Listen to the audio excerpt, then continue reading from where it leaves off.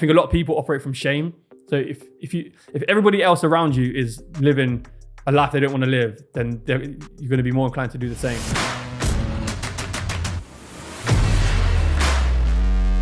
And what do you find, or I would say, do you find that there are some kind of regular common mindset issues or blockers with the everyday man, the everyday woman, the things that are coming up time and time again?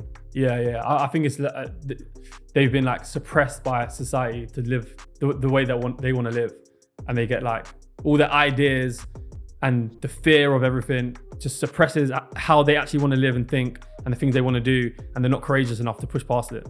So they just feel depressed. Like imagine that you work a job that you don't want to work because you're scared of what other people would think if you try and build something new. I think that's the main problem. So all my content is me basically trying to push them to be more courageous, trying to make them look stupid for not being courageous, because I know that's just the one thing that's gonna spark them. I think a lot of people operate from shame. So if everybody else around you is living a life they don't want to live, then you're going to be more inclined to do the same.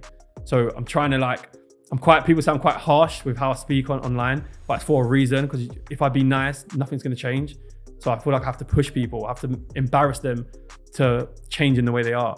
Because then after, I think they'll then appreciate the fact that that's probably what they needed. And that's been the case a lot.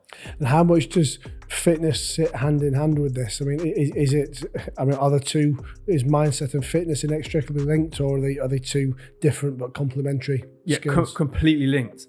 And a lot of the guys that struggle, majority of them are struggling physically as well. And I'll tell the story after actually of how I know it's so linked.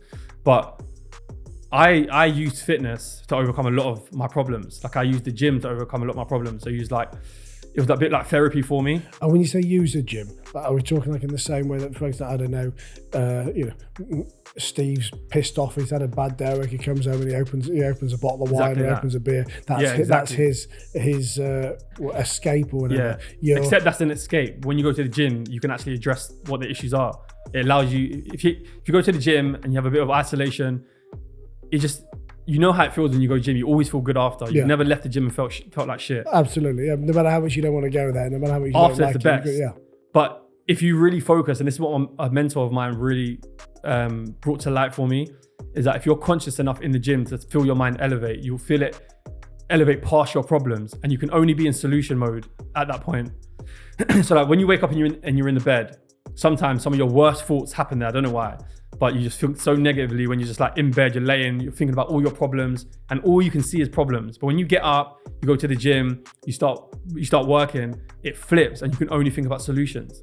So all the times I needed to overcome like a self-limiting belief, a fear, it all happened for me while I was just exercising, while I was in the gym in isolation.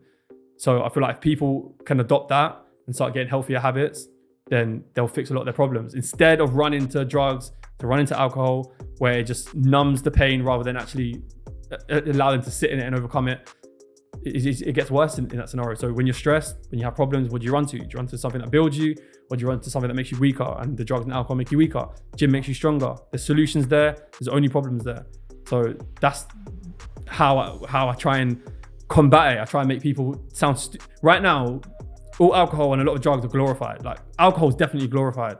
So all the young players that I see, they get peer pressured into drinking, and people that are working, all their co-workers, they drink, and they actually feel stupid for not drinking.